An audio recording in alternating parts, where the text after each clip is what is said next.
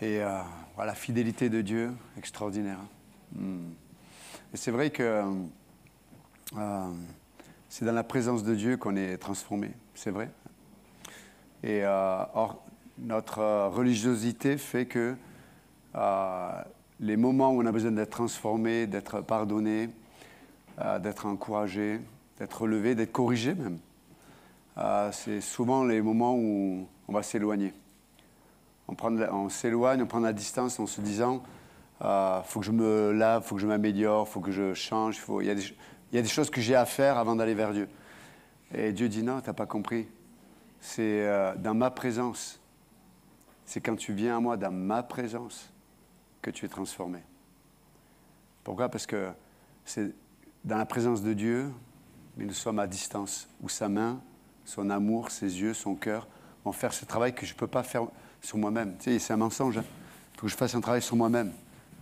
Ça ne sera jamais suffisant. Ça ne sera jamais assez. Il n'y aura jamais le bon moment. C'est un disco ce matin, c'est... Je suis un peu vert, ouais. Il y a quelque chose? Ah, ok. Parce que normalement, j'ai 2 à l'œil gauche et 6 à l'œil droit. Là, je suis à 0,5 sur l'œil gauche. Ils m'ont aveuglé, là. Ah, ok. Et si vous voulez bien, on va tourner ensemble dans le livre des Proverbes. Et juste, je vous rappelle, si vous êtes dans l'Assemblée ou si vous nous visitez, donc ce mercredi, il y a une soirée des nouveaux. Donc si vous êtes là depuis moins d'1 an, 6 mois, moins d'1 an, vous pouvez venir, c'est gratuit. On fait un temps, on va boire un café, on boit un thé. Puis c'est un peu informel, on discute de plein de choses. Si vous avez des questions, on essaie d'y répondre. On n'a pas réponse à tout, mais on essaie en tout cas de faire le maximum. Et c'est le monde, voilà, on peut avoir un échange, se connaître. Des fois, on parle de sujets théologiques. Des fois, on parle de nos vies. On entend des témoignages de ce que Dieu a fait. Et merci. Ah, ok. Ah, je suis redevenu normal. Ok, merci. Et donc, je vous encourage. Donc, c'est mercredi à 20h. C'est ça, Didier? Ok, 20h. Donc, tu peux te lever. On s'inscrit auprès de toi, c'est ça? Ou on vient quand on veut? C'est comme McDo, tu viens tel que tu es, c'est ça? Bon, à McDo, il faut payer quand même, à la fin. C'est ça? Lève-toi, que les gens te voient.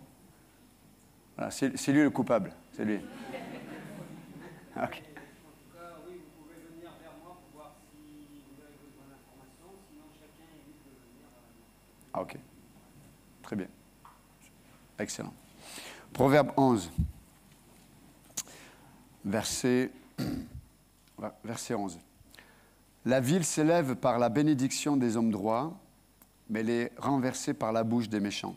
Celui qui méprise son prochain est dépourvu de sens, mais l'homme qui a de l'intelligence se tait. Celui qui répand la calomnie dévoile les secrets, mais celui qui a l'esprit fidèle les garde. Quand la prudence fait défaut, le peuple tombe, et le salut est dans le grand nombre des conseillers. Ok. Et ce matin, juste quelques points, et un peu la suite de la semaine dernière, mais là, ces quelques versets, là, du verset 10 à verset 14, c'est moi qui mets le titre, mais quand je le lisais, si je devais mettre un titre, c'est le jeu des influences. Vous connaissez cette formulation, le jeu des influences. Et on peut voir dans ce passage que selon l'influence qui correspond à l'idéologie, une façon de voir, une façon de penser une vérité, de penser une réalité, c'est ceux qui vont influencer le plus qui vont amener un résultat, une conséquence. Et là, dans ce passage, il nous est donné, donc c'est Salomon qui écrit, et on voit que déjà, même à l'époque, à la période de Salomon, où la société est quand même une société en paix, parce que David avait fait, son père, à Salomon, avait eu assez de victoires pour que Salomon et la société d'Israël soient en paix à cette époque-là. Mais malgré tout, on peut voir qu'à l'intérieur même de la société, il y avait des luttes d'idéologie. Qu'est-ce qui est vraiment la vérité? Qu'est-ce qui est vraiment réel. Et donc, il y avait ce jeu d'influence. Et là, l'auteur, donc, il dit que voilà, la ville s'élève. Ça dépend des traductions. Je ne sais pas quelle traduction vous avez, mais si je prends une autre traduction, pour que nous puissions comprendre ensemble ce que l'auteur veut dire. Mais je ne prendrai pas peut-être...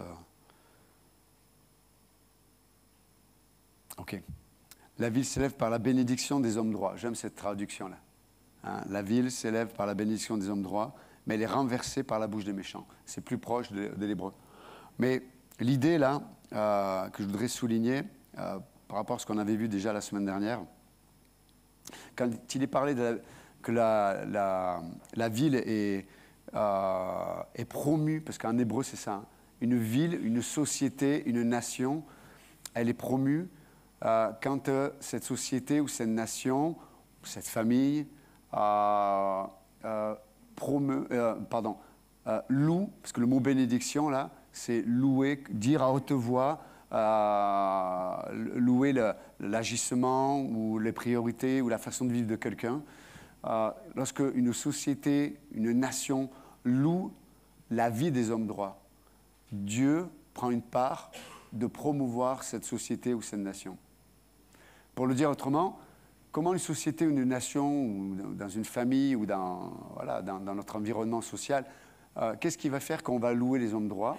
C'est parce que leur façon de vivre, leur façon de penser, leur façon d'avoir certaines priorités correspond à une vérité. Et là, en l'occurrence, la vérité, le standard de la vérité, c'est la parole de Dieu. Donc quand une nation, quand une ville, s'accorde avec Dieu, elle va reconnaître et elle va louer la vie des hommes droits, des hommes qui marchent avec intégrité et qui marchent devant Dieu. Et quand une société fait ça, Dieu la promeut. Par contre, quand ce n'est pas le cas, on peut voir le texte ici, mais elle est renversée. Littéralement en hébreu, c'est soudainement, elle tombe. Soudainement, elle est ravagée. C'est comme tout se passe normalement, mais d'un coup, il y a quelque chose qui se passe qui fait tomber, qui renverse une ville, une société ou quoi, je ne sais. Mais en tout cas, mais elle est renversée par la bouche des méchants. Ça veut dire que ça sous-entend que les méchants ont l'espace pour exprimer leur idéologie et que tout le monde applaudit. On applaudit ça. La Bible dit que Dieu va renverser cette ville ou cette société ou cette nation d'un seul coup. Et vous savez, des fois, dans l'existence, on peut voir qu'on peut être aveuglé et vivre avec une forme d'arrogance, de penser que des fois on prend des décisions ou on s'habitue à communiquer d'une façon qui ne correspond pas à notre position au cœur de Dieu. Et on a l'impression que rien de mal se passe. Mais on ne sait pas, en un instant, Dieu peut changer la donne.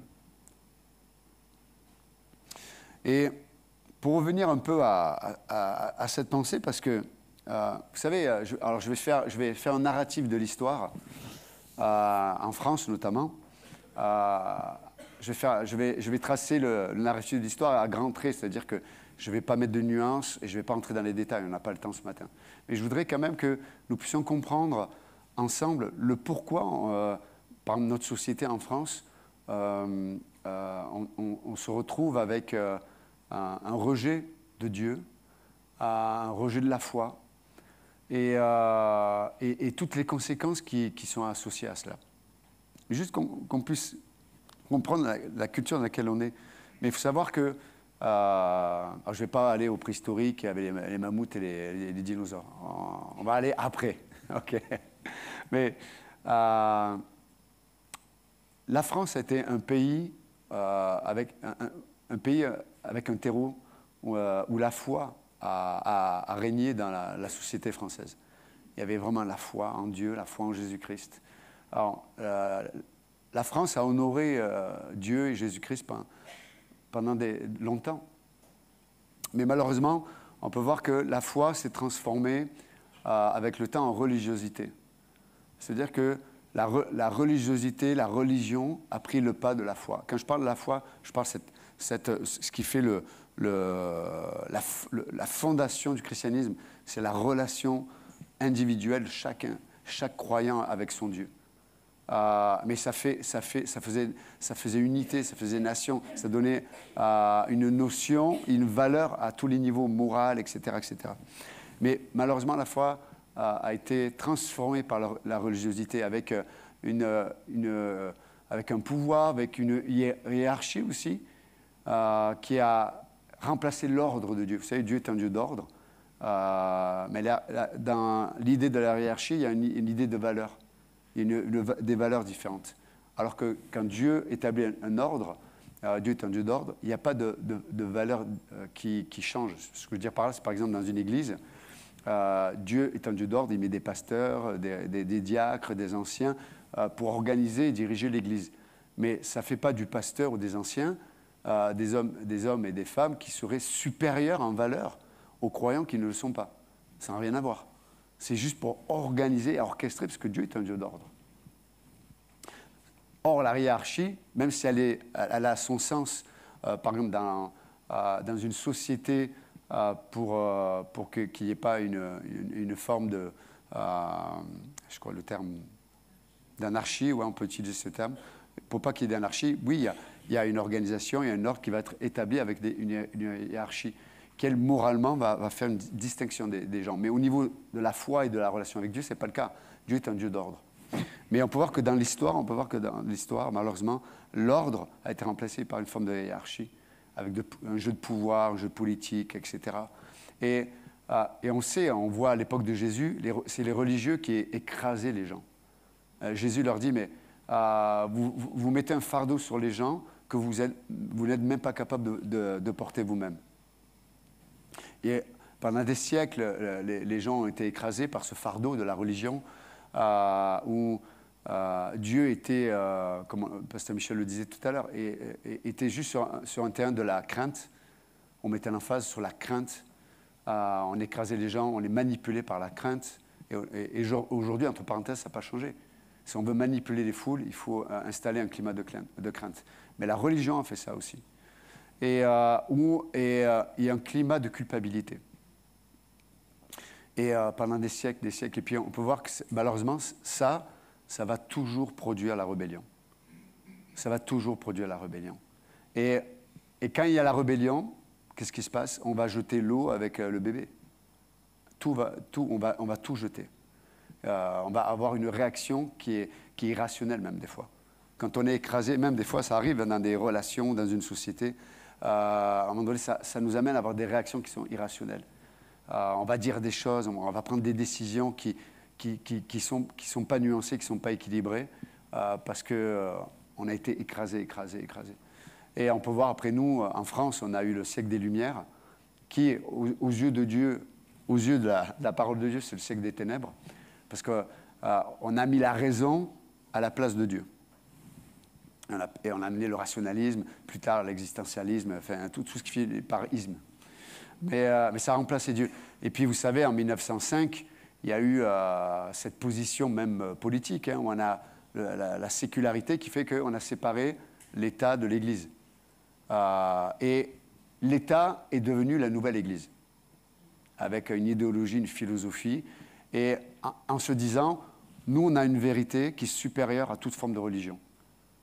Non, la laïcité se dit, nous on est supérieur. Après, on vous permet d'avoir un terreau où vous pouvez jouer un peu à votre religiosité ou ce que vous voulez, mais nous on a une vérité qui est supérieure. Alors, il y a un avantage, c'est effectivement, ça évite une dictature religieuse, ça c'est le bon côté. Le mauvais côté, ça amène une autre forme de dictature. C'est qu'on va vous dire comment vous devez croire, où vous devez croire, comment vous devez croire, au point où aujourd'hui on doit légiférer sur même des habits, quoi. Donc ça peut aller loin tout ça. Mais pourquoi je dis ça, c'est que la culture et la culture d'une nation, l'histoire d'une nation, a un impact, nous qui vivons dans cette nation. Elle va impacter l'économie, elle va donner aussi une normalité morale. Qu'est-ce qui qu'est-ce qui est normalement ou moralement juste aujourd'hui? Aujourd'hui, il y a des choses qu'on accepte parce que ça fait des années et des années, des décennies, avec le burin du mensonge et de la propagande, on te dit, ben voilà, la norme morale, c'est ça. Et ça devient normal. Au point même où dans nos sociétés occidentales, par exemple, si je prends un sujet tel que... Et le but, ce n'est pas de culpabiliser personne, c'est juste de dire une réalité.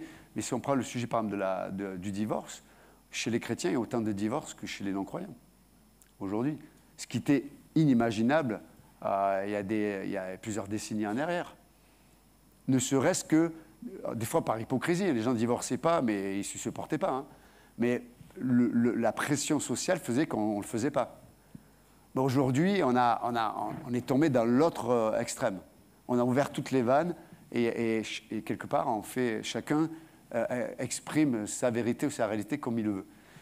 Tout ça, les amis, fait qu'aujourd'hui, et ça a été prophétisé, Ésaïe 5, verset 20, quelques siècles avant la venue de Jésus, donc plus de 3000 ans par rapport à nous aujourd'hui, Ésaïe dit qu'il y aura un temps où on appellera le mal bien et le bien mal.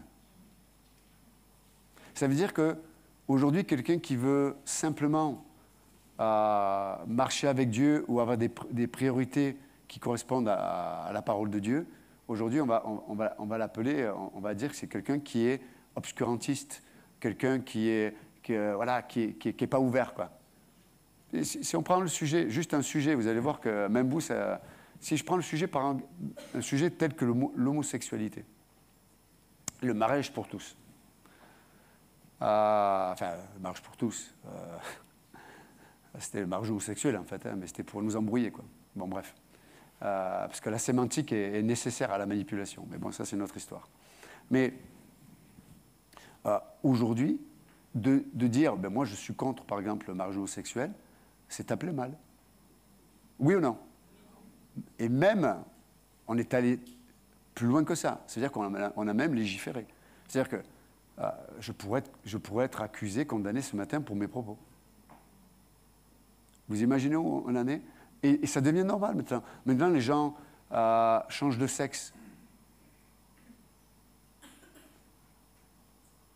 Je sais que je dérange même certains ce matin qui sont dans l'église. Ce qui est bizarre. Parce que normalement, en tant que chrétien, la norme, c'est l'écriture. Mais même ça, aujourd'hui, c'est devenu quelque chose qui même peut déranger même des chrétiens. Et là, je parle juste de la moralité. Mais si on va plus loin que la moralité, on parle de la spiritualité. Parce qu'en vérité, la moralité va donner un tel standard social qu'elle va... Et vous savez comment l'homme fonctionne, hein? Le standard moral... Soyez concentrés avec moi ce matin, je sais que je vous fais réfléchir.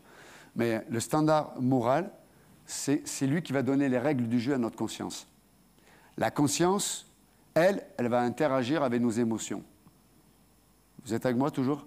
Donc la conscience, c'est un arbitre, la conscience. Hein. Au stade de foot, vous avez un arbitre, il a les règles, et si tu fais des fautes, il va siffler, faute, pénalty, tout ce que vous voulez. Donc le standard moral d'une société va définir ta conscience. Et donc il y a des choses qu'on va accepter, qui vont être acceptables, mais si notre conscience était alignée à la parole de Dieu, il y aurait des choses qui seraient inadéquates. Et là, l'auteur, il nous parle de ça, en fait. Il nous dit, mais... Et là, il va parler beaucoup de la langue. Suivez-moi bien. Parce que là, il parle de bénédiction. Et il parle du méchant qui parle. Donc là, le sujet, il parle de la langue. Et donc, il dit que, si vous suivez, reprenez le texte avec moi, la ville s'élève par la bénédiction. Elle est, littéralement en hébreu, elle est promue par la bénédiction de quoi? Des hommes droits. Tu sais, aujourd'hui, on donne, vous savez, la Légion d'honneur. Mais à qui on la donne, la Légion d'honneur? Là, ça te montre bien le niveau de la société. Hein. Tiens, avant, la Légion d'honneur, on l'a donnée à des gens qui avaient fait des actes héroïques. Aujourd'hui, on va la donner à des artistes, à des machins. Bon, bref, ils font ce qu'ils veulent. Hein. Mais moi, certains, ce n'est pas une légion d'honneur que je donnerais, c'est un peloton d'exécution. Heureusement que je ne fais pas de la politique, hein, parce que je serais un mauvais président, moi. Je serais un dictateur. Ne me mettez pas chef de l'État. Il faudrait m'enfermer. Hein. Et des trucs qui... Je dis, mais c'est pas possible, quoi. Comment on peut accepter ça? Mais pourquoi je parle de tout ça? Parce que ça va avoir un poids et un impact dans notre façon de vivre. Je vais vous donner même un sujet, vous allez voir, là aussi je vais en déranger certains, je pense. Mais ce matin, je suis de bonne humeur, donc c'est bien. Je distribue ce matin. Vous savez combien coûte à l'État français hein, l'absentéisme ou les arrêts maladie pour les fonctionnaires par an? Vous savez 2023, 15 milliards,8. 15 milliards,8. Waouh! C'est-à-dire que tu payes de ta poche des fonctionnaires. Alors, il y en a qui sont vraiment malades. Hein. Je peux en parler, j'étais fonctionnaire pendant longtemps. En presque 10 ans fonctionnaire, j'ai manqué une fois. J'avais une gastro et on m'a interdit d'aller. Mais je voulais aller au poste travailler parce que je savais que si j'y allais pas, d'autres allaient faire le travail à ma place. Et je vois, il y en a, ils se cassent un orteil, un orteil, c'est bien, non, un orteil, tu t'arrêtes. Ils se cassent un ongle, ils vont prendre 15 jours d'arrêt, quoi. Et écoutez, suivez-moi le raisonnement. Et puis, il y a des maladies aussi qui sont apparues avec ce dérèglement moral d'une société. Il y a des maladies psychosomatiques. Vous savez, en grande partie, les arrêts maladie sont liés, les gens vont mal. Hein, la dépression, etc., etc. Donc, on peut voir que, rappelez-vous le texte, hein, lorsqu'une ville, lorsqu'une nation loue le méchant, elle va être renversée. Et on peut voir que, voilà, et c'est terrible de voir ça. Et entre parenthèses, s'il vous plaît, si vous êtes chrétien, la Bible dit que ce que vous avez à faire, vous le faites devant le Seigneur. Faites-le de tout votre cœur. Donc, si vous cassez un angle et que vous êtes fonctionnaire, arrêtez de vous prendre des arrêts maladie. Franchement, c'est honteux, quoi. Et entre parenthèses, regardez, il y a beaucoup de gens qui s'écoutent. Vous savez, on appelle la France le pays communiste qui a réussi. Et regardez le côté néfaste, c'est qu'on est tellement, et ça, c'est pas que la France, hein, c'est le monde occidental, mais du coup, les gens sont tellement centrés sur eux-mêmes que moi, je le vois en tant que pasteur, il y a beaucoup de gens qui sont sincères, mais qui s'écoutent tout le temps. Les gens s'écoutent trop. Et je suis fatigué, et je suis ceci. Je dis, arrêtez, quoi. Arrêtez de vous écouter. Je sais, je vous dérange certains, peu importe. Si on était dans d'autres sociétés à une autre époque, s'il n'y avait pas, depuis l'industrialisation, si on devait travailler et vivre de la terre, on s'en fout que tu sois fatigué ou pas, il fallait y aller, quoi. C'est une question de vie ou de mort. Mais aujourd'hui, on a enlevé cette réalité qui fait que... et ça, pourquoi je dis ça? C'est pas pour accuser, c'est pas pour montrer du doigt, c'est pas pour amener une culpabilité, mais c'est juste pour vous dire que à quel point ça mène un standard de vie qui nous amène à vivre dans des prisons psychologiques, des prisons émotionnelles. Et beaucoup de croyants, beaucoup d'hommes, hein, mais beaucoup de croyants, en vous écoutant vous-même, vous empêchez Dieu de vous faire expérimenter la vie de l'esprit, la puissance de la vie de l'esprit, être renouvelé par l'esprit. Vous savez, quand tu n'as pas le choix, parce que tu as pris une décision de te placer à un endroit, Dieu est fidèle. Je reviens enfin à ça. Tu vas expérimenter la fidélité de Dieu. Et quand tu expérimentes la fidélité de Dieu, qu'est-ce qui se passe? Tu vas en parler. Mais quand tu es centré sur toi, tout le temps, qu'est-ce qui se passe? Tu vas parler que de toi. De ce qui ne va pas, de ce qui devrait être, mais ce qui ne va pas. Waouh! Et on devient des disques rayés. Et je vous pose une question, est-ce que ça vous améliore votre vie? Non. Et vous savez quoi? Le pire, c'est que ça affecte notre identité. Ça affecte, écoutez bien, ça affecte ton identité.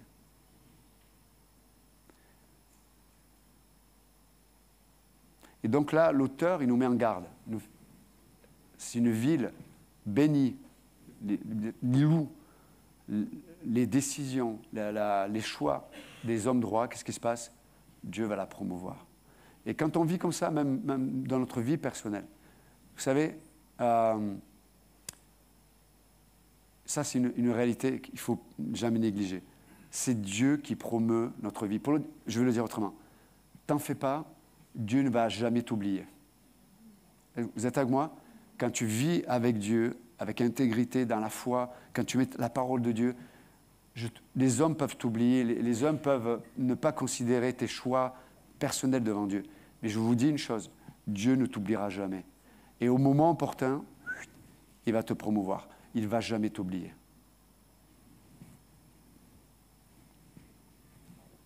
Et pour finir ce matin, il y aura beaucoup de choses à dire, mais en tout cas, juste regardez ce verset avec moi.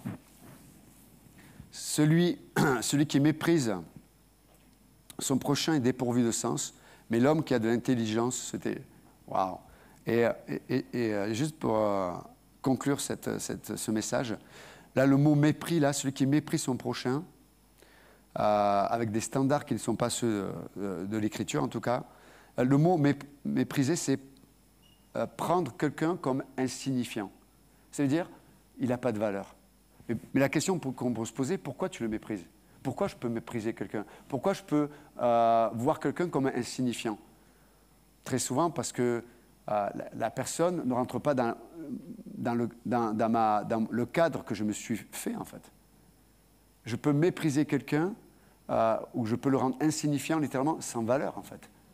Je peux rendre quelqu'un sans valeur à mes yeux parce qu'il ne rentre pas dans ma case. Et j'aimais ce que tu disais, Pasteur Michel.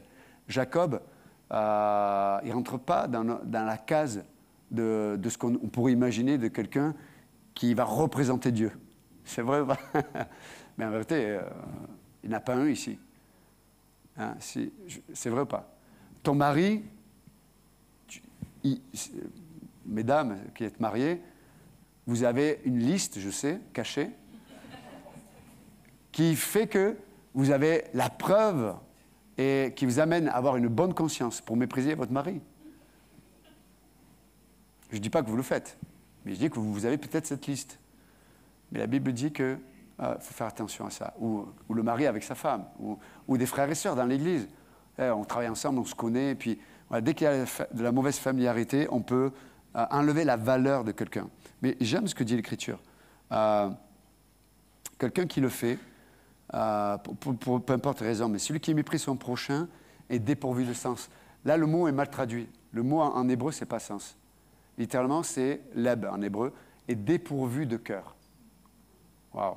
Celui qui méprise son prochain, le texte dit, est dépourvu de cœur. Or, le cœur, c'est la réalité de soi qui est la plus profonde. Ça parle de profondeur, en fait.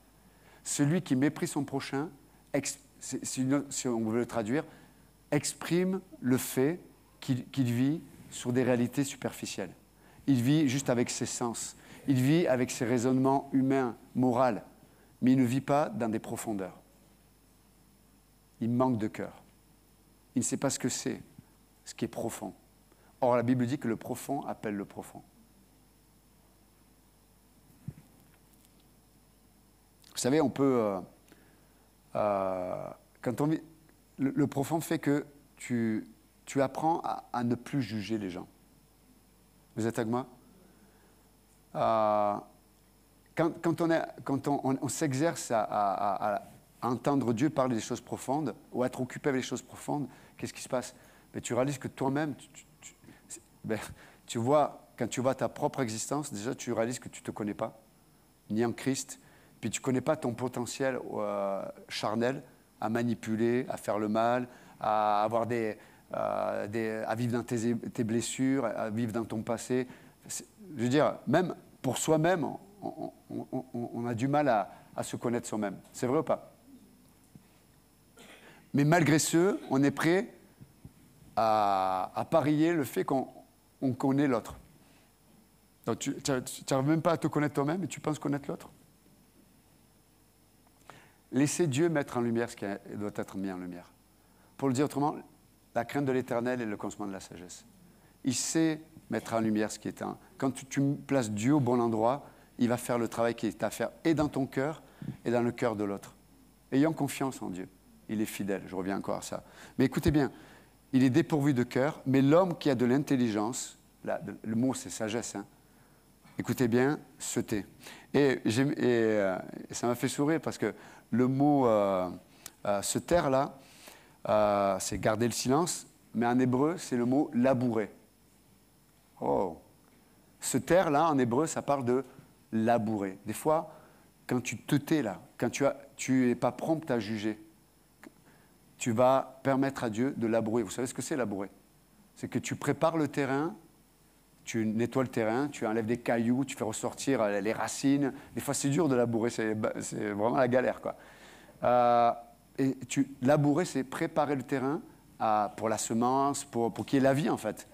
Mais des fois, il y a des situations, où il y a des relations, où il y a des moments dans la relation où il n'y a pas la vie.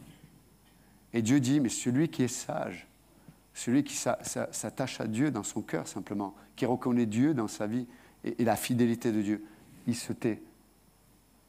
Et ce silence va labourer. Pour le dire autrement, en te taisant, tu laisses l'opportunité à Dieu de parler au cœur de la personne. Il va labourer. Il va enlever les racines, il va enlever les cailloux, il va enlever tout ce qui empêche la terre là. Peut-être qu'en face de toi, où tu as envie de lui mettre un gros coup de poing, une grosse claque, tu vas laisser Dieu faire que cette terre va devenir une terre qui va amener la vie. C'est pas glorieux ça? Waouh! Donc, je finis avec ça. Amen? Ok. Donc, taisez-vous. Non, taisez-vous. Ok. Certains disent, non, tais-toi. Oui, je me tais. Ok. Seigneur, merci encore pour ce matin, pour tout ce qu'on a entendu, ta grâce. Voilà, Seigneur, que tu puisses faire fructifier les semences que tu as placées dans nos cœurs ce matin. Tu nous donnes de la compréhension, tu es ce Dieu qui nous éclaire. Par ta lumière, nous voyons la lumière. Non, merci Seigneur. Merci Père. Tu veux que nous soyons des hommes et des femmes qui vivons dans la vraie liberté que le Seigneur veut nous donner. Tu dis dans ta parole, Seigneur, que par manque de connaissances ou d'enseignement, d'instruction, le peuple s'égare. Mais on ne veut pas vivre ça, Seigneur. On veut que tu nous enseignes. Enseigne-nous, Éternel, afin que nous puissions voir avec clarté ce qui se passe dans nos vies, ce qui se passe dans nos pensées, ce qui se passe dans notre Église, ce qui se passe dans notre société, afin que nous te laissions la place et que nous confessions avec foi et simplicité que tu es un Dieu fidèle. Et ce matin, est-ce qu'on peut confesser la fidélité de Dieu? Confesser la fidélité de Dieu dans votre couple. Confesser la fidélité de Dieu dans votre vie. Confesser la fidélité de Dieu dans votre Église. Confessez la fidélité de Dieu à votre travail. Confessez la fidélité de Dieu pour votre vie présente comme celle à venir. Confessons la fidélité de Dieu pour nos enfants, sur nos enfants. Il est fidèle. Celui qui a commencé cette bonne œuvre l'accomplira pour le jour de Christ. Que Dieu vous bénisse. Merci.